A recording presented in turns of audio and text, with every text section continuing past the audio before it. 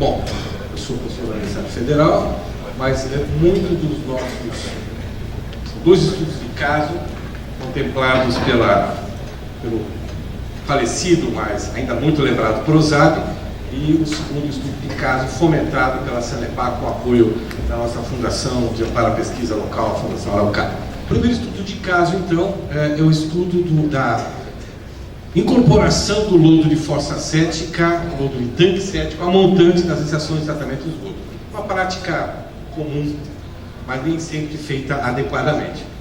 Esse primeiro slide é só para nos contextualizarmos, porque, na verdade, o tanque cético é uma tecnologia, um sistema que compete com as estações. As estações, de maneira simplificada, pressupõem rede e, ao final da rede, o tratamento. E o tanque cético representa um tratamento individualizado. Mas para onde é que vai o lodo do tanque cético?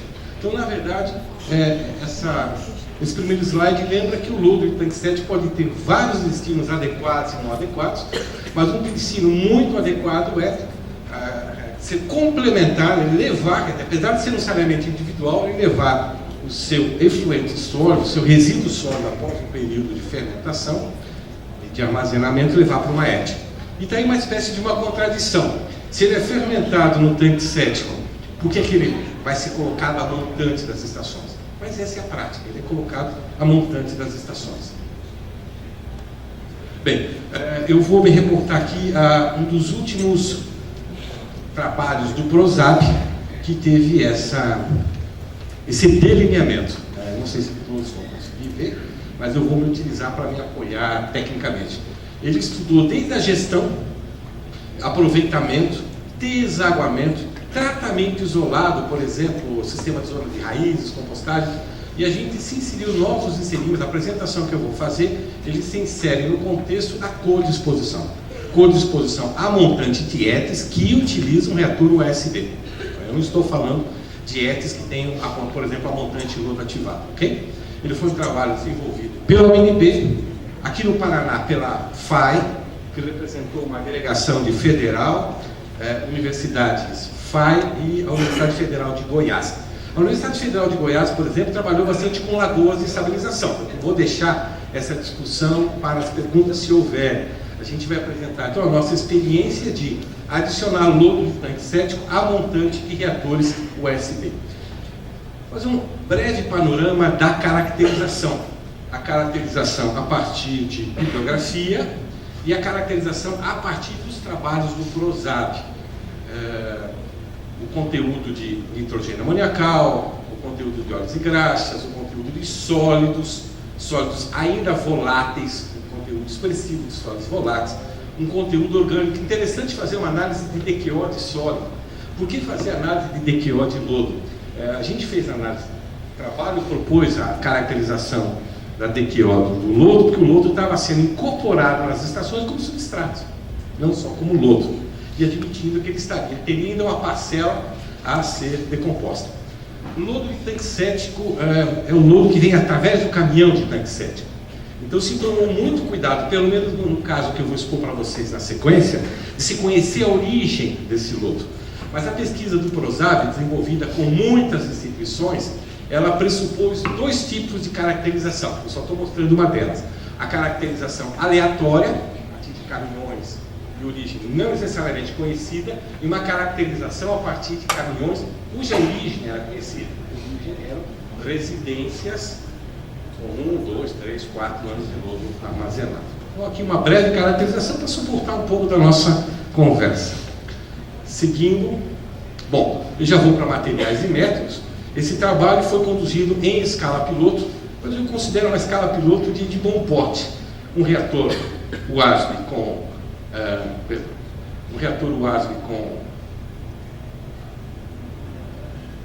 cerca de 4,5 metros de altura, uma altura representativa, um diâmetro muito próximo a 1 metro, 2.000 e poucos litros, 2 e poucos metros cúbicos, recebendo esgoto com um tempo de detenção de 8 horas. Ou seja, esse reator USB está recebendo esgoto real. Esse reator USB, 3 ou 4 aqui, ele recebia esgoto de uma estação da Sanepar, quer dizer, o esgoto era real. Talvez o grande defeito, Mick e colegas, é que a vazão era constante. pouquinho diferente, ou muito diferente, Roque, do que acontece na escala real. Você tem variações ao longo do dia, ao longo do ano.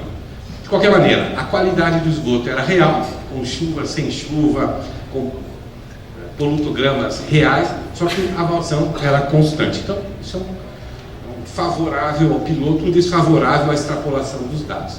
Ela recebia um breve tratamento preliminar com um gradeamento, a carapacha com a medição de volumes e de vazões. Ela tinha um mestrando incorporado ao trabalho. Com toda essa transpiração do computador ao trabalho real, o Guilherme recebeu seu título de mestre e depois seu título de doutor com esse trabalho. Bom, o delineamento experimental, então, o lodo do tanque séptico de caminhão conhecido, de origem residencial, levava para um tanque de armazenamento. E esse tanque de armazenamento, na verdade, fazia um pré-adensamento. Eu lembro de caminhão de tanque séptico, cada caminhão é uma surpresa, né? Então eu lembro de caminhão que trouxe teores de sólidos muito baixos, e a gente podia comprometer o trabalho. Então esse tanque recebia e armazenava o lodo de tanque séptico para um certo período de trabalho, mas promovia um espessamento, depois uma homogeneização e uma distribuição ao longo de 3 reatores quase iguaizinhos. O 3 era o branco, só recebia esgoto, e os outros 2 recebiam doses, vamos chamar de doses crescentes de lodo de tanque séptico. Então a premissa a hipótese é possível tratar lodo de tanque séptico com doses, acho que o Roque insinuou essa palavra no começo da apresentação, né? Com doses conhecidas e constantes. Não é um caminhão que vem e descarrega 7, 10, 15 metros cúbicos numa ética de pequeno pote, ocasionando uma carga concentrada com previsível prejuízo na qualidade. Aqui é uma dosagem de 24 horas. Ao dosar 24 horas, você está pressupondo uma estrutura de recepção, homogeneização e transferência. Bom, espero que todos estejam conseguindo enxergar o esgoto tradicional, com DQOs esperadas, teores de sólidos esperados, e o tanque séptico. Houve uma simplificação também no projeto, uma padronização no teor de sólidos, porque a gente tinha problemas no bombeamento. Então, o bombeamento do lodo nessa instalação piloto conseguia se desenvolver com qualidade até uns 4.000 miligramas por litro. Então, nós homogeneizamos e dosávamos com uma concentração conhecida de 4 gramas por litro, por motivos de limitações do piloto. De qualquer maneira, me parece que o interessante seria isso aqui. Se iniciou com cerca de 2% de vazão, ou seja, 2% de lodo de tanque séptico em esgoto, depois se avançou para 4%, depois se avançou para 7,5%. Apesar dessa relação tímida de vazão, a relação de sólidos ascendeu a 40%, quase 45%, ou seja, o conteúdo de sólidos trazido pelo tanque séptico chegou a 45% do teor de sólidos, a carga de sólidos trazido pelo esgoto, e em termos de carga orgânica, por isso a DQO, ascendeu a cerca de 38%. Então isso ocorreu ao longo de cerca de um ano, com períodos pelo menos 3 meses para cada fase, para cada dose. Vamos ver os resultados. Então, se observou que para aquelas últimas 2 doses, 3 é o branco, e os outros 2, T1 e T2, eram os reatores que receberam essas doses maiores de 4% e 7%. A conclusão é que, estatisticamente, se assumiu, então, que os reatores não sofreram perdas na qualidade significativas nessas doses testadas. Observando, principalmente, DQO e sólidos, né? Bom, então, para seguir o trabalho, agora consultando colegas da Sanepar, Rosilete, Baré e o próprio Prozap, vocês vão ver aqui autores como empresas de saneamento, vocês vão ver aqui o Guilherme, que foi o mestrande, com uma coleção de outros autores, o Campos, por exemplo, o professor de São Carlos. Esses vários autores sugeriram várias estruturas de recepção de lodo em tanque séptico, desde lodo com alto conteúdo de óleos e graxas, até estruturas que não esperavam tanto os óleos e graxas assim. Eu posso discutir isso depois com vocês na discussão. Então eu estou apresentando 2 estruturas que vieram da Sanepar e a gente sugere como estruturas a montante de recepção, homogeneização e transferência. Essas são duas estruturas fornecidas pela Sanepar para a gente, incorporou-se ao trabalho. Então, uma estrutura circular com um tratamento preliminar e transferência com bombeamento. Uma outra estrutura, bom, aquele era a planta, esse era o perfil, e uma outra estrutura que pressupunha 4 células independentes, cada uma com vantagens e desvantagens, sem homogeneização. A gente acredita que a homogeneização é importante, porque senão ocorre um adensamento aqui dentro e você vai transferindo fluido, um líquido, uma água residuária, um lodo, com características muito diferentes ao longo do dia, podendo começar com uma alta concentração de sódio, sei lá, 4, 5, 6%, e terminando com quase nada. Então a gente acredita que é importante a homogeneização, mas a vantagem dessa estrutura é que se você recebesse uma carga não conhecida ou tóxica, você podia isolar e não colocar para dentro do sistema. De qualquer maneira, essa é uma proposta de 4 câmaras independentes com transporte por gravidade. Bom, esse produto todo é um pequeno exemplo do que foi apresentado em duas publicações do Prozab. A primeira recebeu o símbolo do Prozab. Para os mais jovens, como disse o professor Kenny Caro, toda essa publicação, principalmente essas do Prozab, são disponíveis, são encontradas para fazer download gratuitamente no site do Prozab, que tem uma rotinha de busca desse material. Esse outro livro, eu continuo chamando, Cleverson e colegas do Prozab, eu continuo chamando de Prozab, mas tem muita gente que diz que não foi Prozab, ele teve um outro título, e esse livro está disponível, acho que ainda na ABS, e a Sanepar teria ainda alguns exemplares. Eu não sei se esse material está disponível para download, mas os autores podem disponibilizar para os interessados. Bom, esse é o nódulo tanque cético que ofereceu para nós um caminhar.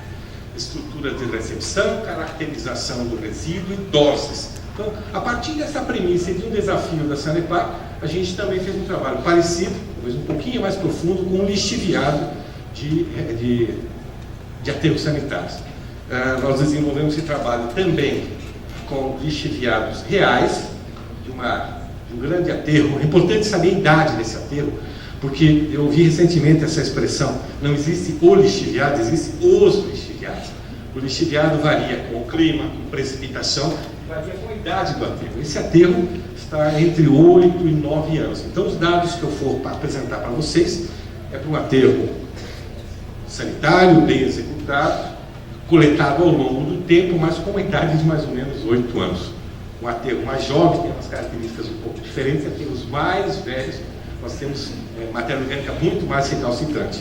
E os trabalhos foram conduzidos com a ajuda da Sanepar, dentro da Sanepar, utilizando esgoto da Sanepar, quer dizer, esgoto real, né? De novo com os mesmos defeitos, os pilotos um pouco menores, pilotos com 150 litros, reatores USB, então novamente, olha o impacto, descarte do lixiviado, não em lodo ativado, sim em reatores USB. E os dados que eu vou passar para vocês de afluente e efluente são só do reator do asma, sem a incorporação de um pós-tratamento clássico, filtro percolador, ou mesmo lodo ativado, roselete, mas os trabalhos se limitaram a analisar o contorno, não é, Karina? O contorno foi o reator USB. Bom, a gente aprendeu bastante, esse trabalho está em conclusão também, desenvolvido a nível de mestrado e doutorado, e pelo menos para mim, que achava que conhecia lixiviado, descobri que existem muitas determinações, ensaios e testes que eu não tinha incorporado no meu léxico e vou trazer para vocês.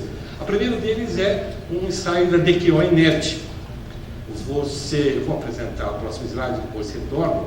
A gente fez até uma brincadeira com o esgoto sanitário, mas em geral você faz uma formulação de glicose com a mesma concentração do lixiviado e em ambiente anaeróbio você vai pegando alíquotas de DQO ao longo do tempo, demoram cerca de 30 dias, e isso revela o que a gente já sabe, que o lixiviado tem uma recalcitrância, que é a distância entre a degradação da glicose e a degradação do lixiviado nas mesmas condições, da ordem de 30% a 40%. A gente fez uma brincadeira com o esgoto, para mostrar que o esgoto tem uma recalcitrância sobre essas condições bem pequena, né? A gente podia chamar isso aqui de branco e isso aqui de lixiviado. Então, a primeira determinação que a gente aprendeu, que a Ellen, que está no meio de vocês, e que o Júlio, que está no meio de vocês, aprenderam e transferiram para esse orientador, que na verdade foi orientado por eles. Então esse é um ensaio em batelada, em garrafa, em laboratório, mas que dá uma boa ideia do efluente que você vai tratar. Um efluente que tem DQO, mas uma DQO com recalcitrância. Isso é importante para a gente não esperar a remoção de 100% dessa matéria orgânica no tratamento biológico, né?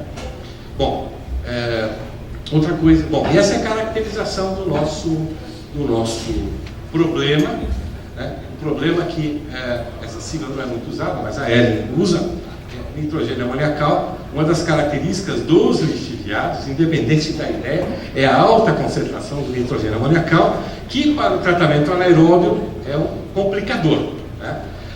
Mas os lixiviados são extravagantes também, DBO, DQO, sólidos suspensos, são pequenininhos comparados com o esgoto sanitário, mas sólidos dissolvidos, que é essa distância aqui, né?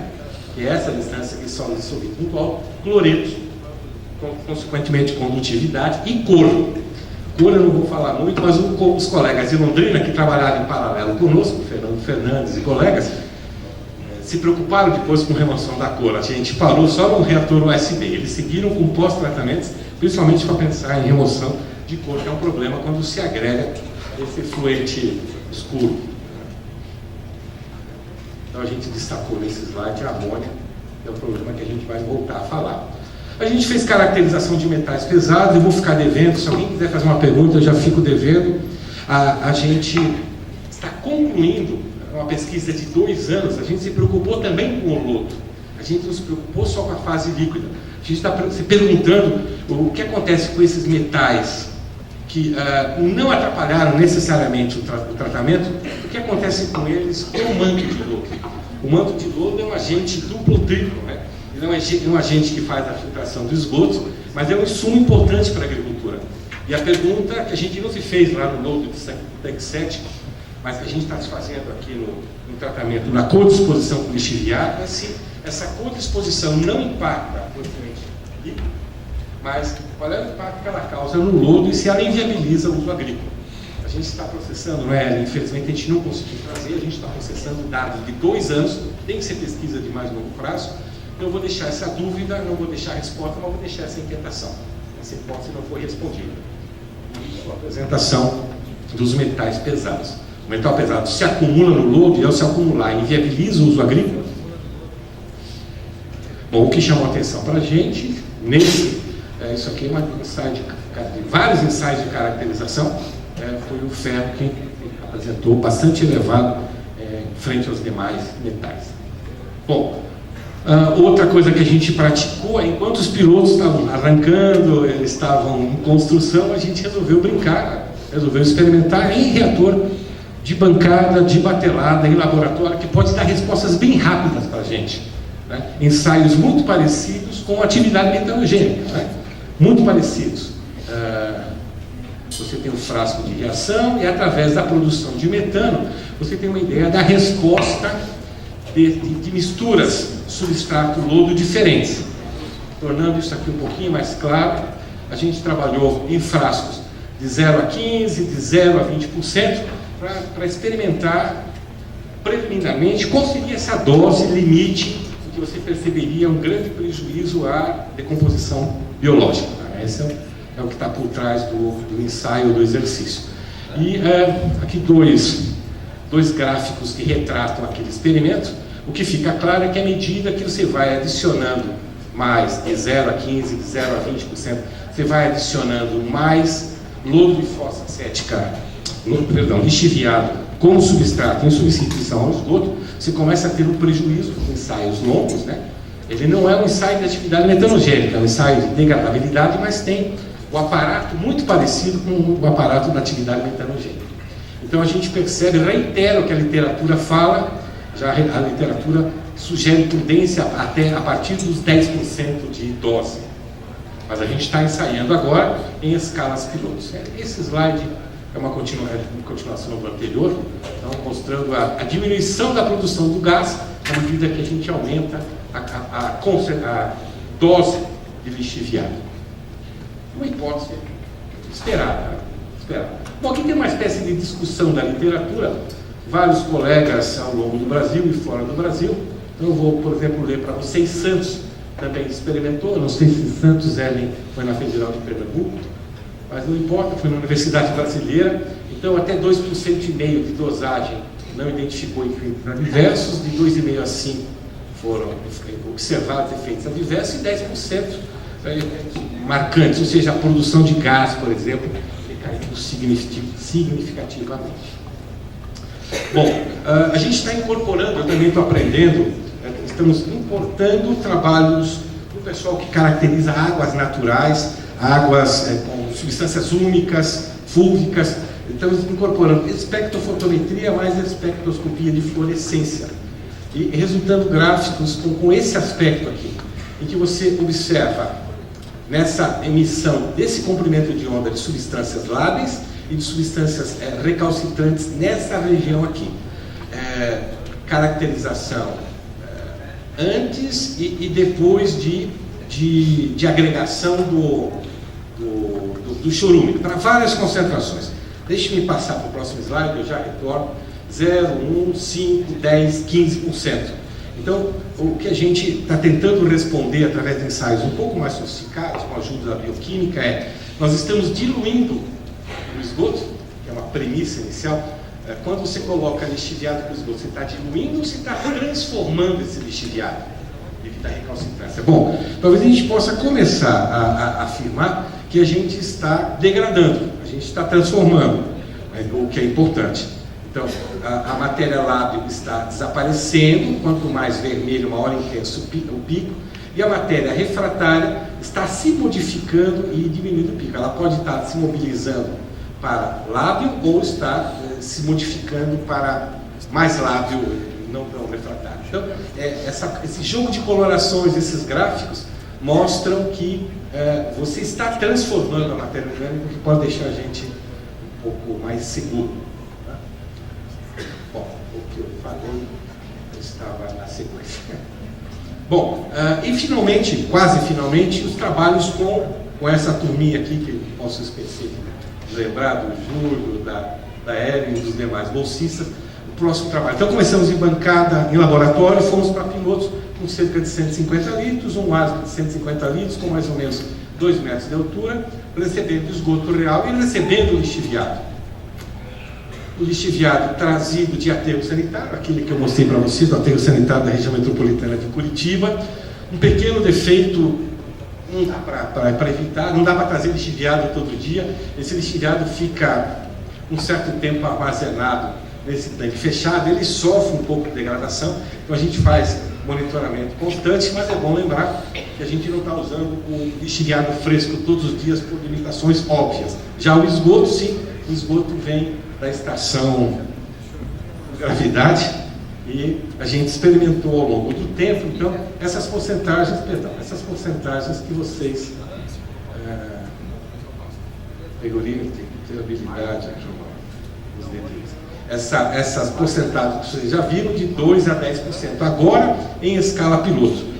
Um bom tempo de operação para cada fase. Nós estamos concluindo a fase última com 10%, que a gente acredita que seja o limiar dessa dose que a gente está insinuando seria uma dose limitante. A literatura também disse isso. Bom, o importante apesar de a gente colocar doses crescentes de lixiviado, veja que a gente não está aumentando a carga orgânica substancialmente. Para um reator UASB, não é, Química e colegas, 2 kg de DQO por metro cúbico por dia é tradicional. Não esqueçam que esses reatores têm a vantagem de trabalhar perto da carga que a gente considera de projeto, 8 horas aqui para o sul do Brasil. O importante é chamar a atenção que esse piloto aqui tive a carteira para pilotar. O importante é o acréscimo da carga de nitrogênio, né? Carga de nitrogênio, que pode ser o impactante no processo. Bom, então, o que é que a gente observou ao longo desse tempo? Do reator só com esgoto, depois com 2%, com 5%, com 10%. O lixiviado traz uma certa alcalinidade, o sistema produz uma certa alcalinidade, o que parece interessante, comparado com a acidez volátil. Né? A acidez volátil cresce um pouco, mas a relação Vejam números aqui, 100, 200, 1000. Então a relação alcalinidade-ácido graxo não foi afetada, ou seja, nós temos bastante alcalinidade para essa carga que a gente está colocando. Por favor, segurança. O do professor e não o meu. Ela me falou 5 minutos. Eu estou nos últimos 5 minutos. Significa que eu não posso pedir um minutinho, mas tá bom. Em termos de carga orgânica, a gente nota que a partir do 0%, à medida que a gente vai agregando, vocês reconhecem aqui o box plot, à medida que a gente foi agregando maior concentração, maior dosagem de lixiviado, você tem uma perda de qualidade. A DBO aqui subiu bastante. Esse dado aqui ainda precisa ser consolidado, não esqueçam que os dados, quando eu trouxe aqui, eles foram processados por cerca de 70 dias, a gente já tem quase 2 meses a mais de operação. Bom, de qualquer maneira, fica notório que parece que a partir dos 10% seria uma dose não recomendada a mais para reatores USB. Se vocês ficaram preocupados com essa DQO, tudo bem, só que não esqueçam que a gente está falando de ainda um pós-tratamento. Pode ser um filtro percolador, por exemplo. Então é uma matéria orgânica um pouco mais recalcitrante, mas seguramente vai abater esse valor. Bom, acho que isso que está aí eu já mostrei. O importante é o aumento da carga do nitrogênio e também fizemos esses ensaios de fluorescência com as mesmas expectativas no efluente desse reator piloto. Novamente, você observa que o lábio se transformou, se degradou, e o refratário está diminuindo de intensidade, revelando um tratamento. Né? Então, o refratário é refratário, mas diminuiu a intensidade dos picos, né? E parte dele provavelmente migrou para lábio, ou se transformou. Isso aqui já foi rodado. E, finalmente, os últimos 3 slides foram colocados pelo Júlio. O Júlio fez um trabalho conosco de remoção da amônia. Apesar do que o Kenny Caro disse, essa concentração muito elevada de amônia prejudica o tratamento. A gente fez stripping. Uma colega disse recentemente, eu não sou a favor do stripping, talvez a Karina e a Cátia Gutierrez, quando forem trabalhar sobre ACV, vão dizer que essas emissões não são legais. Mas, de qualquer maneira, a gente praticou a diminuição do nitrogênio a montante para ver se isso é relevante. Ou seja, a hipótese seria a seguinte: se a gente diminuir o nitrogênio na entrada, através de alguma prática, ou de absorção, que poderia ser interessante, né, levar esse nitrogênio não para a atmosfera, né, essa amônia não para a atmosfera, mas de alguma rota que pudesse levar para a agricultura, enfim, a remoção da amônia pressupõe uma dosagem maior de lixiviado, poderia ser interessante. Bom, então, a partir do ensaio da atividade metanogênica e alguns ensaios de toxicidade que o Júlio fez, parece que isso ocorreu. Então, a gente analisou o lodo agora, estou terminando analisando amônia e lodo.